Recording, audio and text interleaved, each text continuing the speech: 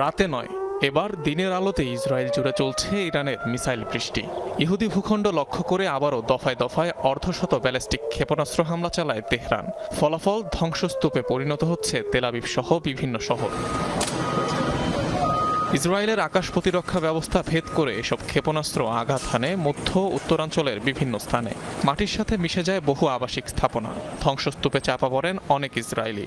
সবচেয়ে বেশি ক্ষতিগ্রস্ত হাইফার বা ইয়াম এলাকা, যা পরিদর্শনে গিয়েছিলেন স্বয়ং ইসরায়েলি প্রধানমন্ত্রী বেনিয়ামিন নেতানিয়াহু। পাল্টাপাল্টি সংঘাত শুরু হওয়ার পর এবারই প্রথম জনসম্মুখে দেখা গেল তাকে।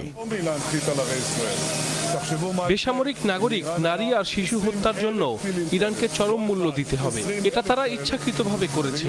তাদের ওপর আঘাত তো হানবই, সেই সাথে আমাদের লক্ষ্যও পূরণ করব। ইরান খুব ভালো মতোই আমাদের আঘাত টের পাবে। ইরানের নতুন হামলার জবাবে তেহরান সহ দেশটির বিভিন্ন প্রদেশে হামলা চালায় ইসরায়েল। ক্ষতিগ্রস্ত হয় বিভিন্ন সামরিক স্থাপনা। একটি রিফুয়েলিং প্লেন ধ্বংসের কথা জানায় আইডিএফ। এছাড়াও দক্ষিণাঞ্চলের বুশের প্রদেশের জ্বালানি স্থাপনাগুলোতেও চলে আইডিএফ এর অভিযান।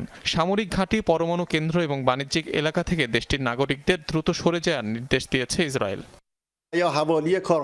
ইরানিদের জন্য হুঁশিয়ারি, সামরিক ঘাঁটি আর বাণিজ্যিক এলাকা থেকে যত দ্রুত সম্ভব সরে যান। আপনাদের সুরক্ষার জন্য এই সতর্কবার্তা।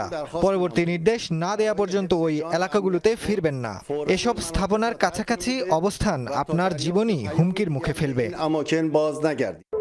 এর আগে ইরানের বিভিন্ন তেল পরিশোধনাগারে হামলা চালায় ইসরায়েল।